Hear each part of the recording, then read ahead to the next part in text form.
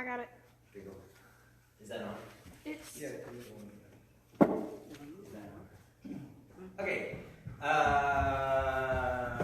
Well, good morning, and thank you for coming to Sunday school class. We're here with Mario and Dino from Grace Beyond Borders. I know that we have some people that are out. If Larry's watching, hi Larry. I hope your hip is doing fine. He had a whole hip replacement and had like this titanium rod taken out of him and all that kind of stuff on the side. And hi Tony and Madeline. I hope you're doing well as well. If we see you for church, that's awesome. If not, we love you. And we're thankful for all the people that are here and whatnot. So we'll go ahead and start our Sunday school time, and we will start by welcoming Mario, and we'll pray and ask the Lord to just really be here with us while we're having our Sunday school time. Dear Lord, thank you so much for this time that we can be here. Thank you for Mario, as he is doing some wonderful things out in the mission field, and we will be hearing about those things. We're thankful to have him here, to be able to share the wonderful gift that you've given him, and the wonderful time that he's spending around the world to just spread the gospel and just share your wonderful grace with as many people as we can. We're so thankful for that. Help us to open our hearts and minds to everything that Mario will be sharing with us today, and it's in his name that we pray. In Jesus' name, amen. All right. Thank you. There you go, Ben. What? No, yeah, my mic. Yeah. Good morning. It's nice to be here once again. I was here in this church 2 years ago, and been traveling for almost 5 months now since I was back in the United States. And a few things that I'd like to I want to share something from what the Lord is doing in the mission field. As you know that I am serving with the name of the mission that we have is Grace Beyond Borders International. And it's the office right now. We have an office in Friendship, Wisconsin. We're still using home office, just in a home, the executive director, and also the treasurer of the mission, Grace Beyond Borders, it's in the same place. And we have been in, the mission has been registered about since, I think, 3 years ago. We've been registered here in the United States. But we've been in the mission field. Myself, I've been in the mission field, celebrating my ministry and work. It's been for 44 years now. Wow. Since, yeah. I graduated from the Bible school back in 1974. Went to Bible school in 1970 and finished my first part of my education, theological education in 1974.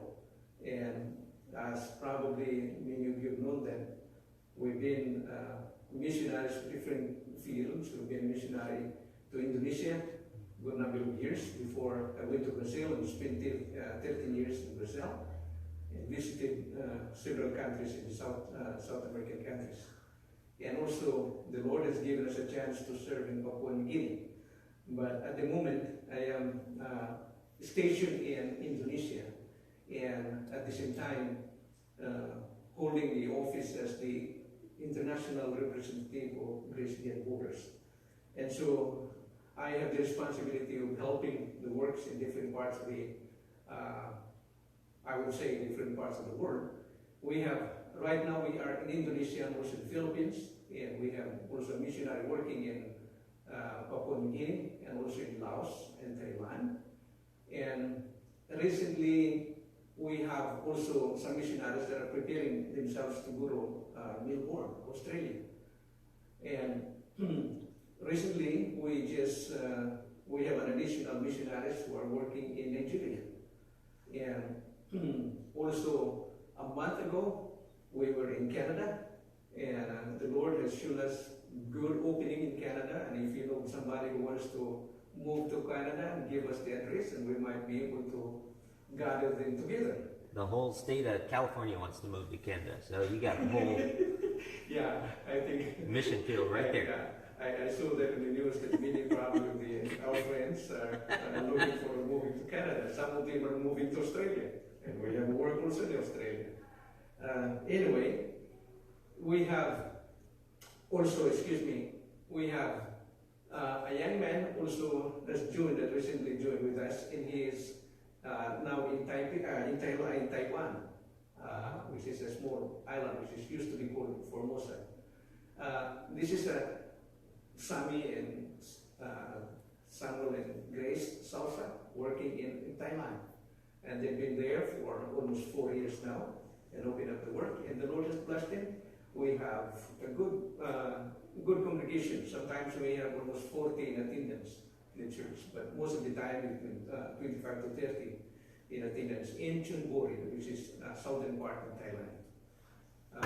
This is Wesley, working in Vanimu, Papua New Guinea, and he just recently lost his wife because of cancer about a year ago. They were married for less than 2 years, and when they found out the cancer was too advanced, and so he lost his wife. And that is his wife, they're teaching children, Helen. And then we have, this is a missionary that just joined with us in Nigeria. And he also travels in the neighboring countries in that part of Africa. His name is Princeton and Dorcas. Princeton and Dorcas Turner. Yeah, they're native of Nigeria. And we have missionaries who are working in Laos.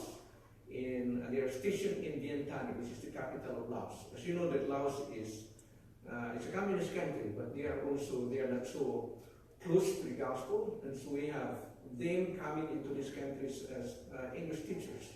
Oh. And so they go there, and they teach, and at the same time they also do missionary work. And they are using English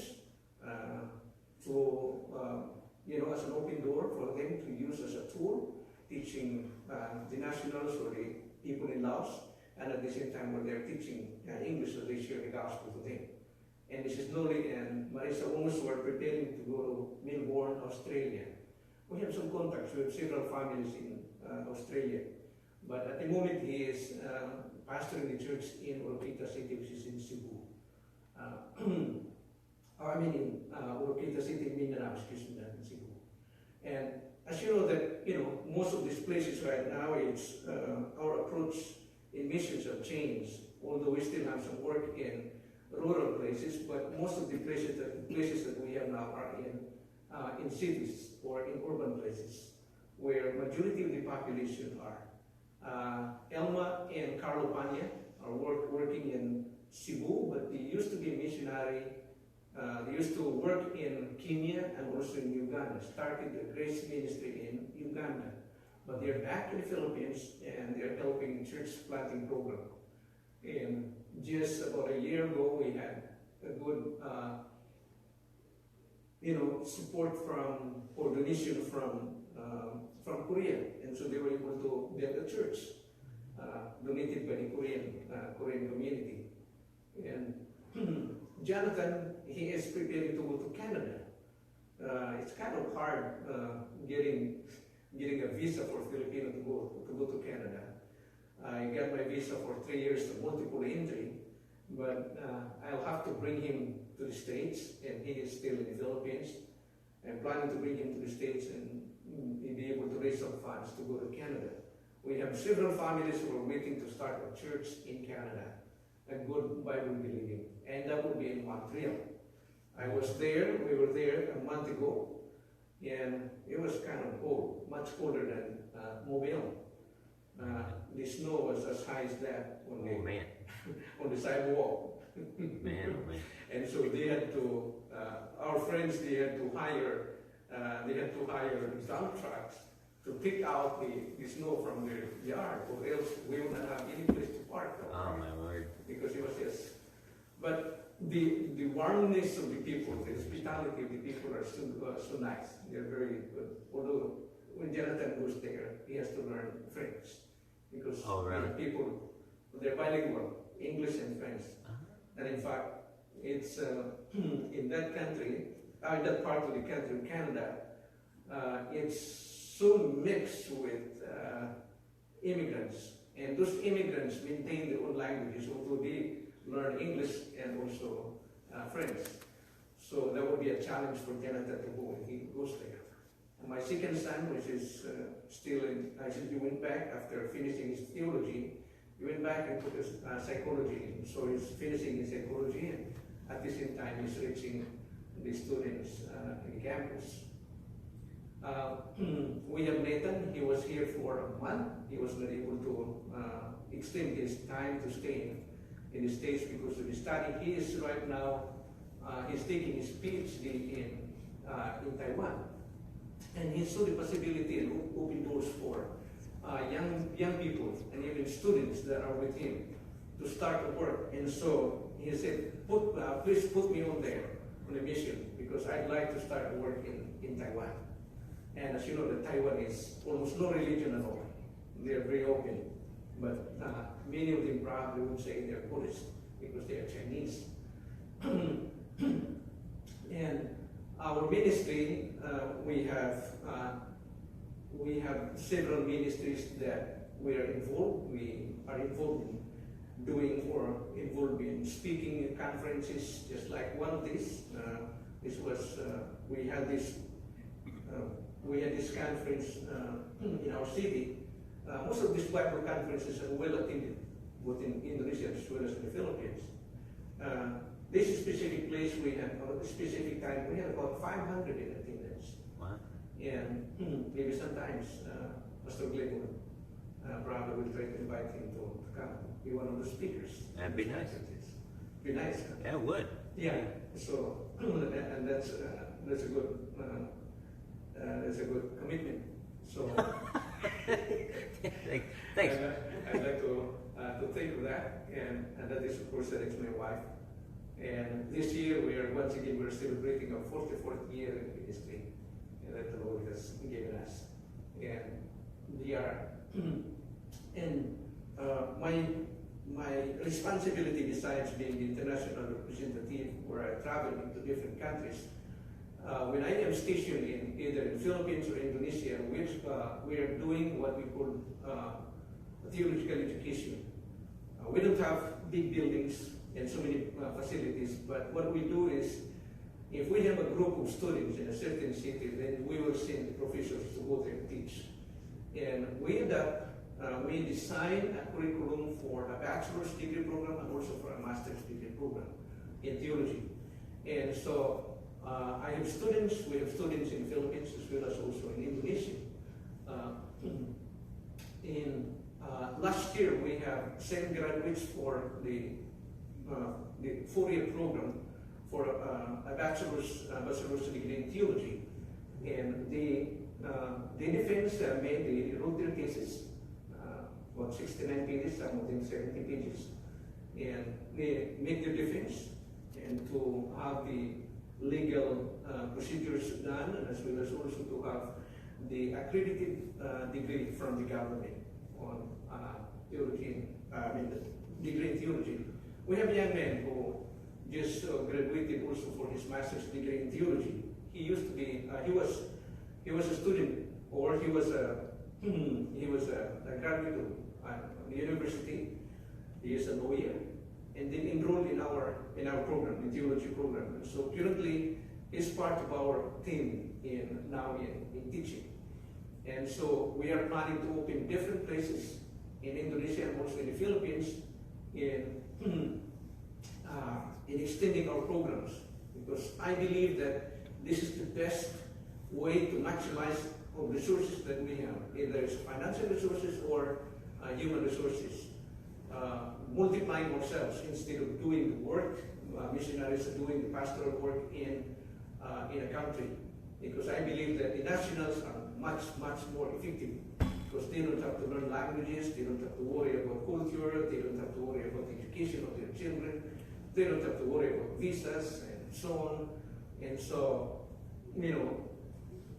for me that is really the best, because missionaries are transit. And so when we decide to move, so who's going to take care for the work that we have started? And so that's why we focus on the training program, and we will ask you to pray, because this is, I think this is an endeavor that we would like to continue on, even among these missionaries who are starting work in different countries, have the same focus to train the nationals to be able to take over the work. Do you have questions? So you have all your kids are out abroad, and Yeah. and your wife's in Indonesia. Is that correct? Indonesia. And that's where you're at right now. Yes. I go back unfortunately to the Philippines and Indonesia. I have 3 children who are in the Philippines, and my youngest is with my wife. I have 2 boys and then 2 girls. So that's why you kind of you Yeah. professor those classes when Yeah. you're In one place or the other. Yeah, in both places. Gotcha. Yeah. Well, that's And awesome. we are trying right now. We have some members of the board and contacts pastors that would enter into the program. And so, because I am planning to open up a class also, a group of people, group of students in Thailand and Taiwan.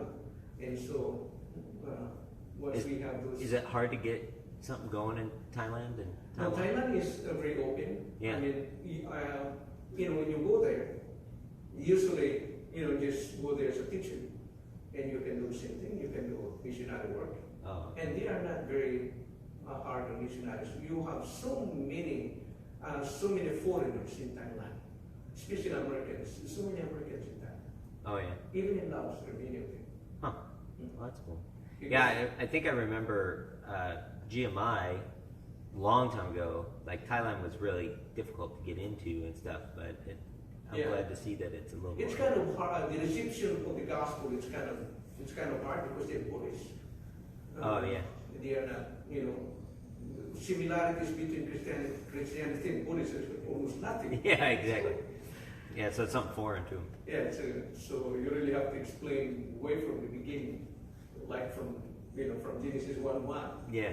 And All you the want to way. explain to the gospel. Whereas, I was giving a lecture, and there was one guy who was the manager of a shopping center, and he was attending. And after that, we visited him in his office, and we were really having a good time. And so he said, "I really would like to become a teacher someday of Christian religion." He told me, Christian religion. So I asked him, "How would you like to teach it? How would you do if you are the one teaching?" And he said, "I would start right from the beginning. Because we don't understand when you talk about Abraham. Who is Abraham? Right, We right. don't understand who is Paul. We don't know who is Paul." Can you imagine? Yeah. We don't know what is the relation what is the relation with Christ? And, we Right. take those for granted. But those people have never heard and have never read the Bible, never owned the Bible. And so, to them, it's hard to connect between those people. You talk about this is Peter, and Peter, this is what he did, and Abraham, this is what he did. Who are they? We don't know them. And, It's good though. it was a very good feedback. When you have those classes and you have those conferences, I mean, Yeah. are those fairly regular? The conferences, are those fairly Oh yeah, regular? those are annual. Oh, annual conference. I'm annual sorry. conferences. And Once in a while we have, like last year, I had 3 seminars. Mhm. And most of the seminars, sometimes I had one that was attended with 74, 75 in attendance. I had one that was, that I had was 140. There was another one that was over 500 in Right. attendance. All women. oh, yeah. All women. There was a women's seminar. How funny. Yeah. Yeah, because you said that you when you had the people, you would send a professor to go Yes. talk to them. So is that from like a local school or from a churches or? Yeah, it could. Sometimes we rent space in a building or in a hotel, and then we'll have the classes there. The classes usually is in 5 nights, from 6 to 10 o'clock in the evening, Mhm. and that is for 2 units. Then plus assignments that we give, pre-classes assignments, and then after the class also we give them assignments to do. Oh, so it's like a college course. Oh yeah, Legit? it is Legit. because that's required by the government. Oh, I see. Yeah. I see. And so, if we go into a little place that would be farther, we usually asked them if they can have at least 15 students to start with. I see. And so, The government regulate that pretty no, tight? that's for myself, because Oh. then they would pay part of their, because they pay. Right. And so that would pay the plane ticket or whatever Right. for the teachers to go there. Oh, okay. Nice. You coordinate all that stuff, sending the Yeah. teachers in and all that stuff? Well, that's nice. Yeah. And, nowadays, it's just very, when you think that school, it used to be that you need to have big facilities, lots of buildings and libraries and, group of professors, place for the teachers and so on. It's like it's almost impossible. Education is always an impossible thing. So when I took for my doctorate degree, then I knew, there are several ways that you can do education in a very cheaper way, accessible and affordable. Accessible and affordable. Nowadays, when you think of books that needed, for references and so on for your study, for your students, I'm just amazed because, you have a cell phone, like this kind of cell phone. I used to have a cell phone, the old one, the Nokia 3311. Never runs out of battery. Oh. You remember those? Uh-huh. You have to text like this. Yeah. They keep having Just the numbers, yeah. the numbers and so Yeah. on. Those are good. And I usually like that. Even last year when I was still in English, I was still using that. Yeah. Because, it's kind of expensive to buy one like this. Right. And that was good because when I take a walk in the morning and dogs would chase me and I can just throw this cell phone to the dog. I would pick it up, it still works. But not this kind. Not that kind. You gotta be careful I now. would not throw it. But the nice thing with this kind of cell phone today is that not only that it's so, it's so modern. When I came, my director, he said, Mario, you need to have a cell phone. And so he showed me his used one. And it's still a good one. He showed me a good price. So I bought it. I said, wow, I can even talk to my own cell phone and it will answer. Yeah. I will ask, I said, what is the cheapest, let's say, what is the cheapest gas station Yeah. in Mobile? It will tell me. Yeah. Or I will, where's the nearest, if I'm traveling, where's the nearest rest area? My cell phone will tell me. And if I say, well, what's the population of Mobile? It will tell me.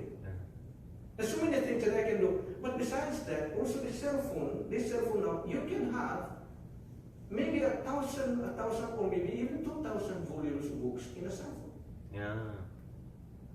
Just download them right in there. Yeah, just download them. This is really something. It used to be I had to carry all my books wherever I go. But now I just carry my cell phone. Yeah. Or my laptop. My laptop is even more, you can put, maybe even 5,000 books. Right now I have how many thousands of books on my laptop. Yeah. So the students have the access to the information, unlimited access to the information today. And they can have their own library, their own laptops and on their own cell phones. And they have, most of those people in the Philippines and Indonesia nowadays, they have signals everywhere. They have access to internet. And so education is really getting much easier. So you can have it anywhere. You can do it anywhere. But it also poses a very big problem for professors and teachers because we have to be well informed, or else they will say, well, according to... I just read it right here. I just read it here, it's not that, oh, that's that. Yeah.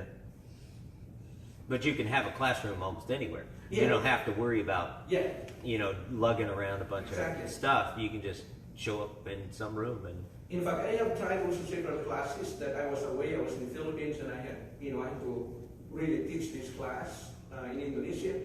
So I just asked them, okay, in the class, set up the internet, and you have the what do you call this? You have a projector there. Yeah. And so we were live. I was teaching and we were interacting. I saw the students there, listen to the presentation, we interact. Right. See, It's nice. But I really believe that education, we really have to push hard on education, educating many of these people that are taking classes with us are people that cannot dislocate themselves because of families, because of jobs, or sometimes because they are enrolled in the university and so they just cruise enroll into our program, but they are interested in getting the theological education. And I'm just really pleased. These young people, like young people in the Philippines and young people in Indonesia, they have a heart for to study the Bible and going into a deeper, really, getting into even a higher education.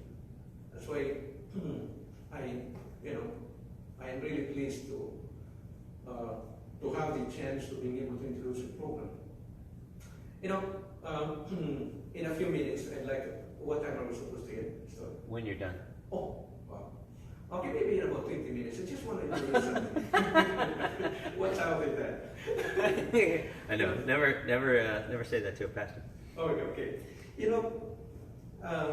When you think of the rapture, we think of the rapture as grace people. We always think that rapture is part of the what? The Part of the taking mystery. hold. Yeah. Yes, it's part of the mystery program. We believe that it was not revealed in other ages. It was only revealed through the Apostle Paul in our dispensation of grace. But is there any signs for the rapture?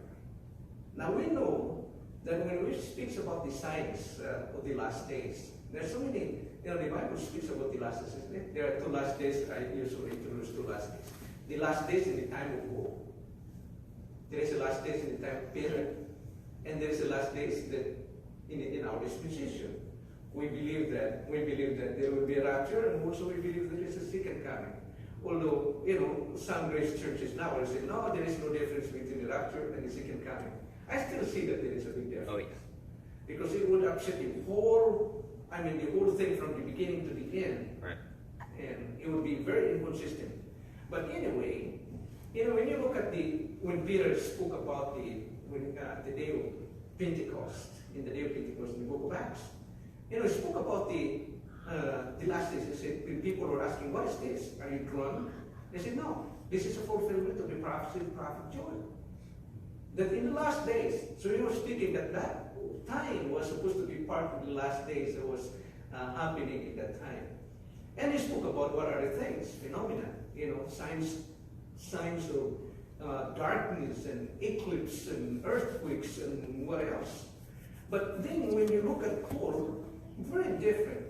Because Paul speaks about the signs of the last days. It's a moral decadence. Like people will be lovers to themselves, lovers of money, they don't respect their parents, and on and on. Very different. But when I look at the book of Daniel, you probably, some of you probably are acquainted with this. Some of us we sometimes just pass by. But the prophecy of Daniel is one of the most outstanding prophecies in the scriptures, because he gives a counting of years. Like they said, okay, and Daniel said, a time will come that a decree will come out to permit the nation of Israel, to allow the nation of Israel to return to their land and build. And they said, from the time, and to the time, And so I think he gives a time frame in the book of Daniel. But remember, this is why I would like to focus more probably on this verse 27. But in the beginning, like in verse 24, when you look at in verse 24, there is a specific thing there. He said the 70 weeks is determined upon thy people. And so when you think about the Great Tribulation, it has to do with upon thy people. And also he said, upon thy holy city. So thy people and holy city. When you go into verse 27, he speaks about the sacrifices and the oblation. That means the sacrifices. That means there is a temple. Now I want you to think that the nation Israel. When you think of the nation Israel, remember the nation Israel. Now, when was the nation Israel the city of Jerusalem was destroyed? Do you remember the day? The year people usually speak about the destruction of Jerusalem in 70 AD. From the 70 AD, the nation Israel Israel, they didn't have any more. The city was destroyed, the temple was destroyed, and the people were scattered abroad. Practically, the nation Israel, from that time on, from the second to the third century, the nation Israel, Israelites were scattered all over the world. No nation. No nation. And so when you talk about Israel, like Israelite in the 1800s or in the 1500s or in the 1600s, they know that there was an Israel. But there is no nation Israel. You understand?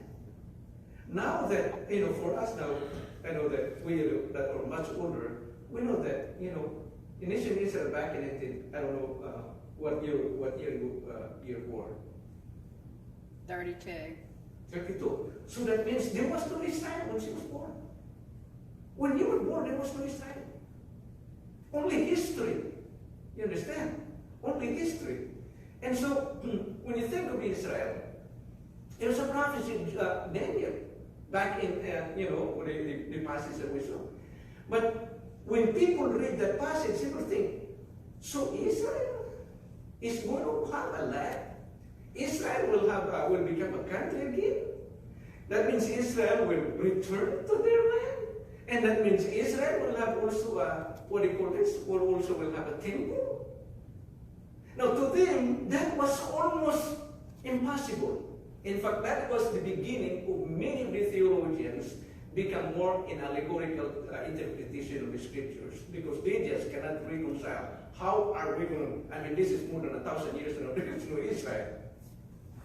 And somebody's already occupying the land, and they are all over the place. How are they going to return? But you know what happened? In 1948, May 14, 1948, so that means, was it 32? You're born 32. So that means in 32 and 48, that would be what? 16. 16 years old. So she was already 16 years old when when the nation Israel regained an independence, and they were once again back into their own country and acknowledged and recognized by the world. And so when you think of that, that's really, to me, that is something. And they were being recognized by the United Nations.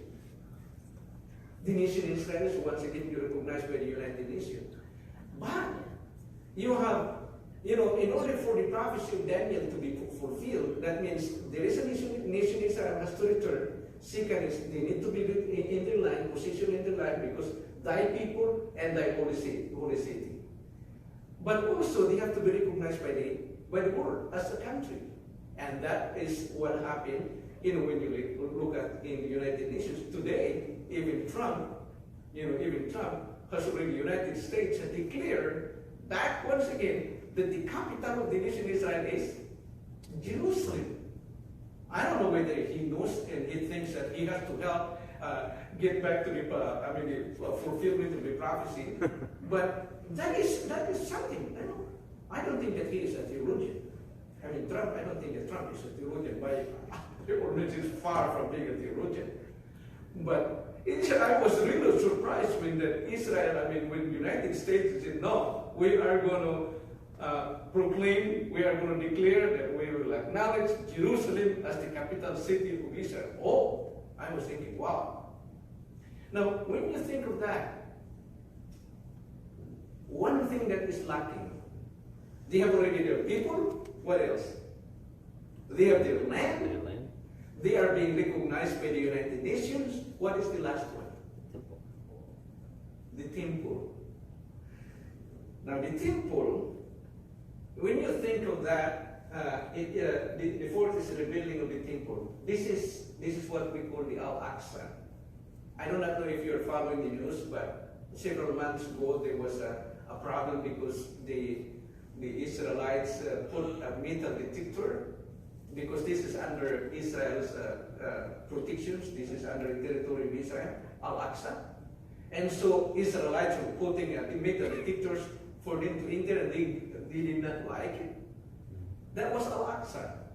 Now Al-Aqsa, according to the Jewish it's not in the Dome of the Rock really is the place of the temple. You know, that is the Dome of the Rock. But the Al-Aqsa is somewhere. This is the Al-Aqsa. It's not very far. This is the Dome of the Rock, and this is the Al-Aqsa. Now, the Jewish people believe that this is really the original place of the temple. And in fact, I saw in there, when you look at that, that's how far it is. Here is the Dome of the Rock, and here is the Al-Aqsa. Very neat.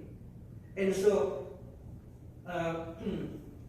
they are planning to rebuild this temple. This is the temple that they're going to build. You know, when you think of it, I was just reading one of the YouTube, and it was published. It was published in Israel.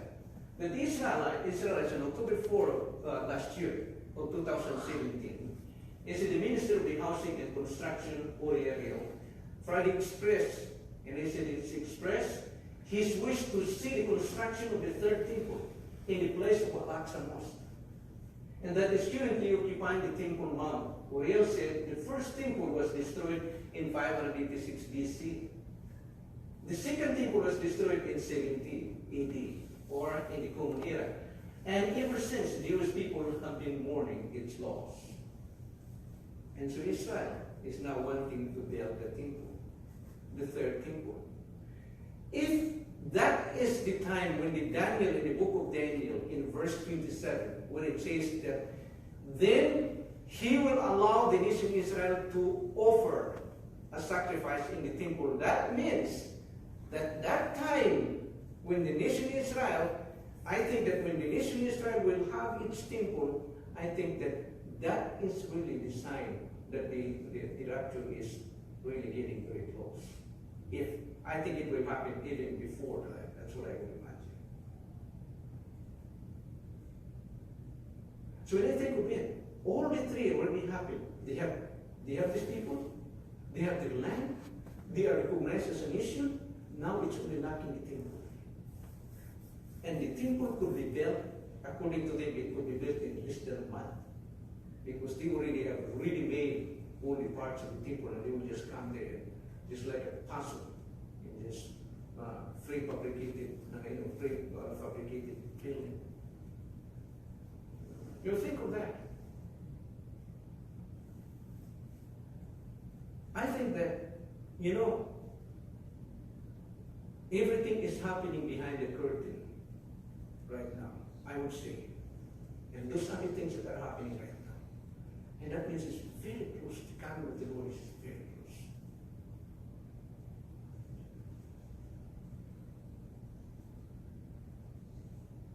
So when I think of it, I say, well, maybe it's just a counting of years. It's just a counting of years.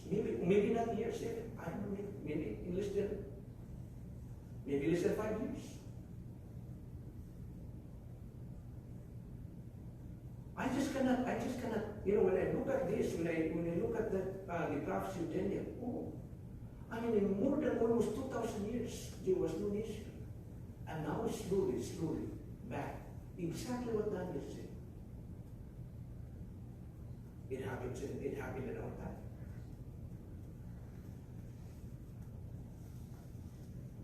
Any question before we close?